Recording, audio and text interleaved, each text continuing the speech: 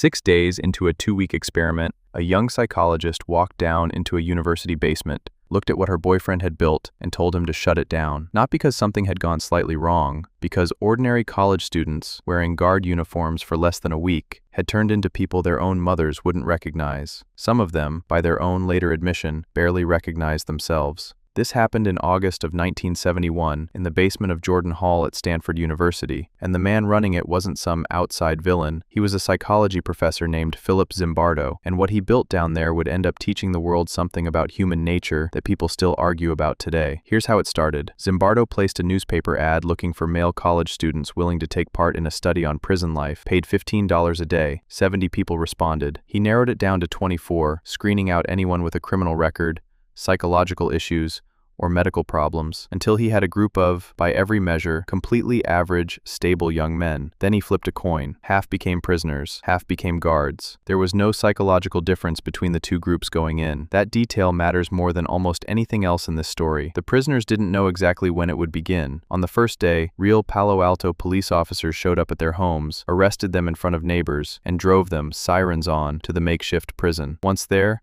they were stripped, deloused, given a smock with a number instead of a name, and locked into a cell. The guards were given khaki uniforms, mirrored sunglasses so their eyes couldn't be seen, and wooden batons. And here's something that gets left out of a lot of retellings. They weren't just told to supervise, they were told, in a briefing before the study began, to make the prisoners feel powerless. By day 2, the prisoners staged a small rebellion, barricading their cell doors with their beds. The guards responded by stripping them, spraying them with fire extinguishers, and putting the ringleaders into solitary confinement, a dark closet the study nicknamed the hole. By day 3, one prisoner, referred to by his number, 8612, was screaming, crying, and begging to be released, convinced he could no longer tell the difference between the experiment and reality. Zimbardo, acting less like a scientist and more like an actual prison warden at this point, had trouble deciding whether to let him go. One guard in particular became something close to legendary within the study itself. The other participants nicknamed him after a movie Tough Guy because of the exaggerated accent and posture he adopted the moment he put on the uniform. He was, by most accounts, a mild-mannered student outside the experiment. Inside it,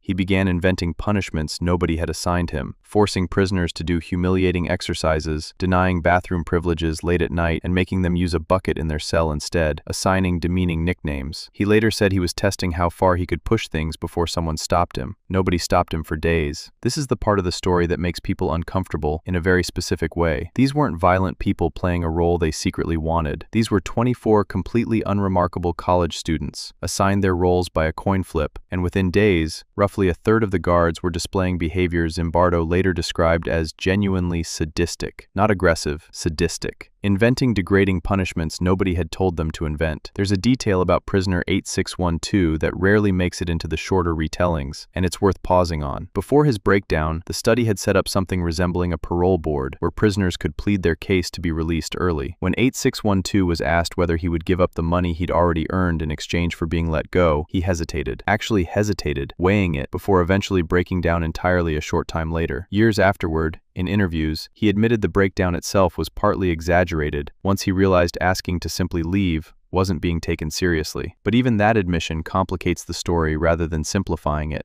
A completely sane, healthy student found himself trapped enough inside the logic of a fake prison that dramatic collapse felt like his only viable exit. So what stopped it? Not Zimbardo. He was living inside the experiment by that point, taking on the role of prison superintendent so completely that he stopped seeing what was happening as unusual. What stopped it was a 25-year-old psychology graduate student named Christina Maslach, who had recently finished her own PhD at Stanford and was, at the time, dating Zimbardo. She came down to conduct interviews with the participants, and what she saw horrified her. Prisoners being marched to the bathroom with bags over their heads, chained together, treated less like research subjects and more like they'd stopped being people to the guards watching them. She confronted Zimbardo directly. Her exact words, according to later accounts, "It's terrible what you are doing to these boys." Of the roughly 50 outside visitors who saw parts of the study, she was the first one to seriously object. That confrontation is widely credited with snapping Zimbardo out of the role he had unknowingly fallen into himself. That night,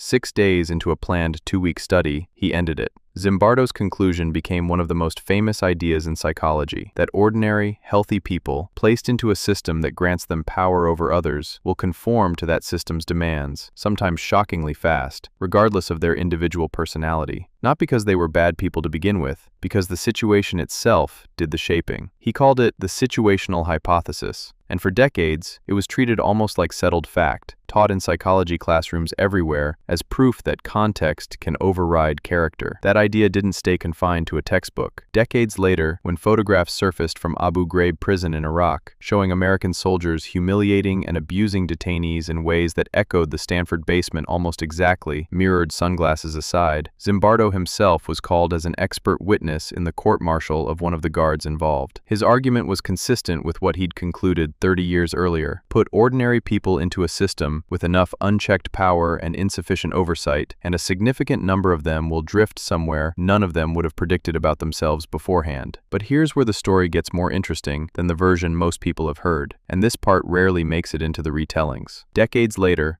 a French researcher named Thibault Le Texier gained access to Zimbardo's original archived materials, including audio recordings from the study itself. What he found complicated the clean narrative significantly. Some guards, in their own later interviews, said they were essentially performing what they believed the researchers wanted to see, not spontaneously discovering cruelty within themselves. Recordings suggested that guards received more direct coaching toward toughness during their briefing than the official narrative had emphasized. And separately, a later attempt to replicate the study's core dynamic, known as the BBC Prison Study, run by psychologists Stephen Riker and Alexander Haslam, produced dramatically different results. Guards in that version didn't spontaneously become abusive. Prisoners actually grew more cohesive and pushed back. The stark, simple lesson people took from Zimbardo's basement didn't repeat the same way when other researchers tried it. So which version is true? The uncomfortable answer is that both threads carry real weight. The behavior Zimbardo documented was genuinely disturbing, and the ethical failures were real, regardless of how it's ultimately interpreted. 24 young men experienced real psychological distress in a study that today would never pass an ethics review. But the tidy, universal lesson that literally anyone, given the smallest sliver of power, will inevitably become cruel, may be a simpler story than what actually happened in that basement. What seems to hold up, even under the harshest modern scrutiny, is something a little less dramatic but arguably more important. People are remarkably sensitive to what they believe is expected of them, especially by an authority figure standing right there watching. Not helpless puppets of any situation, but far more responsive to subtle social pressure and perceived expectation than most of us would like to admit about ourselves. That idea alone is worth sitting with for a second, because it doesn't require a mock prison, mirrored sunglasses, or a coin flip to show up. It shows up anywhere someone in authority makes their expectations clear, even quietly, even without saying it directly, and the people around them start adjusting their behavior to match it, often without fully realizing they're doing it. Zimbardo spent the rest of his life defending and explaining the study, writing a book about it decades later called The Lucifer Effect, arguing that understanding how ordinary people slide into cruelty is one of the most important things psychology can teach us, precisely because it isn't comfortable. Christina Maslach, meanwhile, went on to become a respected researcher in her own right, known for her work on occupational burnout, and eventually married the man whose experiment she'd stopped. It's a strange footnote to the whole story. The person who ended one of psychology's most notorious experiments spent the rest of her career studying, in a much gentler form, exactly what happens to ordinary people worn down by roles and systems they didn't fully choose. There's something worth noticing in the fact that it took an outsider to end it at all. Everyone already inside the system, guards, prisoners, even the man running the entire study, had gradually stopped being able to see how far things had drifted from where they started. 50 visitors passed through that basement before Maslach arrived, and only she seriously objected. Not because the others didn't care, because once you're standing inside a system long enough, its internal logic starts to feel normal, even when, from just a few steps outside it, the whole thing looks obviously wrong. So maybe the real lesson from that basement in 1971 isn't the one that gets repeated in every psychology classroom. Maybe it's this: the most dangerous part of any system isn't necessarily the cruelty it produces. It's how easily and how quietly ordinary people convince themselves that whatever role they've been handed is simply how things are supposed to be, right up until someone outside that system walks in, looks at it clearly, and says out loud what everyone inside had somehow stopped being able to see.